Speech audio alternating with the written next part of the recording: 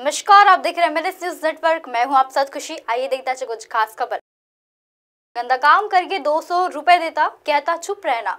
12 साल की बच्ची ने बताई बीजेपी नेता की करतूत। बैतूल में 12 साल की बच्ची से रेप के आरोप में भाजपा नेता को 2 दिन के बाद भी पुलिस गिरफ्तार नहीं कर सकती है। यही इस मामले के सामने आते ही लोगों ने भाजपा नेता रमेश गुल्हाने, जी हां, नाम सही सुना, भाजपा नेता रमेश गुल्हाने की गाड़ी में आग लगा दी थी। घर में भी तोड़फोड़ करी थी। हालात अभी सामान्य है। हालांकि 4 जिलों का पुलिस बल यहां 2 शिफ्ट में तैनात की है। इस बीच बच्ची ने पुलिस को आरोपी की तमाम हरकतें बताई। आरोपी बीजेपी नेता रमेश गुल्हाने देर रात पुलिस कंट्रोल रूम में सरेंडर कर दिया है। उसकी तलाश में पुलिस की 5 टीम थी। आरोपी को आज कोर्ट में पेश किया जाएगा। बच्ची सहम बस आंसुओं के साथ बह रहा था दर्द। जी हाँ, घटना के बाद सोमवार रात से ही बच्ची सहमी हुई थी। वह ज्यादा कुछ बोल तो नहीं रही थी, लेकिन आंख से बह रहे आंसू पूरी कहानी बयां कर रहे थे। बच्ची के बुजुर्ग दादा दादी का भी रो रो कर बुरा हाल था। घर में कोई किसी से बात तक नहीं कर रहा था। घटना का पता चलने के बाद से ही तो चूल्हा जला और नहीं एक निवाला मुंह में डाला है। मंगलवार को भी दिन भर वो बिना कुछ खाए कमरे में बैठे रहे। घटना की जानकारी लगने के बाद परिचितों को आना जाना भी लगा रहा, लेकिन किससे बात और क्या बात किया जाए, सब निशब्द थे। परिचित ने बताया कि दुष्कर्म को शिकार किशोर के 2 बहन और 1 भाई है और किशोरी सबसे छोटी है। भाजपा नेता के खिलाफ मोहल्ले में आक्रोश। 3 बार भाजपा के टिकट पर चुनाव लड़कर हारे रमेश गुल्हाने ने अलावा भाजपा को यहाँ कोई अन्य प्रत्याशी नहीं मिल पा रहा है। यही वजह है कि एक वर्ग विशेष बाहुल्य के कारण में यह भाजपा किसी उम्मीदवार बनाए और यह तय नहीं कर पा रहे थे।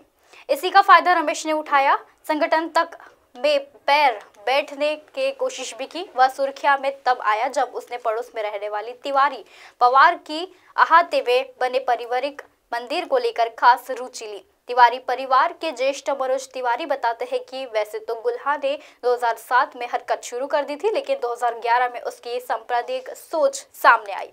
मनोज बताते हैं कि उन्होंने अपनी पुश्तैनी आधा मकान एक मुस्लिम परिवार को बेच दिया था। इसी मकान के अहाते में उनके परिवार का एक पुश्तैनी छोटा सा मंदिर था। इस पुश्तैनी मंदिर में कई मुसलमान परिवार तक उनका पूजा करवाया करते थे, लेकिन मकान बेचने के बाद यह मंदिर उन्होंने घर के अंदर ही कर लिया।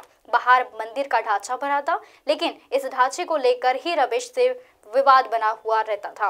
पहले तो हिंदू संगठन के पदाधिकारियों से को झूठ बोलकर भ्रम में डालता था और उसके बाद उसे प्रताड़ित कर रहे थे, लेकिन यह व्यक्ति ही विवाद शुरू करता था। उसने इस ढांचे को लेकर कई बार विवाद खड़ा किया और कोशिश भी की कि यह विवाद खड़ा हो, लेकिन हर बार हिंदू संगठन के पदाधिकारियों को वह लेकर पहुंचा और आरती तक कार्रवाई की।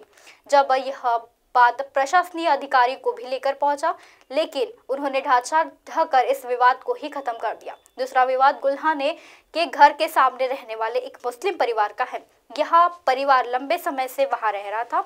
उसने प्रशासनिक तौर पर रुसूख और पहुंच का फायदा उठाकर उसने अदालत के जरिए हटवा दिया, लेकिन इससे परिवार का आधा मकान कोर्ट के आदेश के बाद तोड़ दिया गया। वही विवाद रमेश गुल्हा के प्रति नाराजगी की मुख्य वजह बनी। सोमवार रात हुए हंगामे की वजह से यह भी रही कि अब से 1 महीने पहले ही उसकी अदालत के आदेश के मकान में तोड़वाया गया था। इधर पुलिस के हटाने के बाद बलवे और तोड़फोड़ के आगाज काम में मामले की 1 दर्जन युवक से ज्यादा हिरासत में लिए गई थी। तभी टीआई अजय सोनी ने बताया कि फिलहाल मामले एफआईआर दर्ज नहीं कर पाई है, लेकिन बलवाइयों की पहचान कर उसे हिरासत में लिया जा रहा है। पुलिस पर भी लापरवाही के लगे हैं आरोप। इस मामले में पुलिस पर लापरवाही के आरोप भी लगे हुए हैं। कांग्रेस के प्रदेश सचिव समीर खान ने भी यह आरोप लगा है कि बलवे के आरोप में पुलिस निर्दोष युवकों को भी पकड़कर बैठा रही है, वह आपत्तिजनक है। खान ने यह भी बात कही कि इस मामले में दोषी उन पर भी कार्रवाई की जाए, लेकिन जो अपने घर में ही बैठे हैं उन्हें हिरासत में लिया जाना चाहिए और यह न्योचित है। ऐसी खबरें फिर लेकर आएंगे इसी समय इसी जगह। तब तक के लिए देखते रहिए एमएनएस न्यूज नेटवर्क। नमस्कार।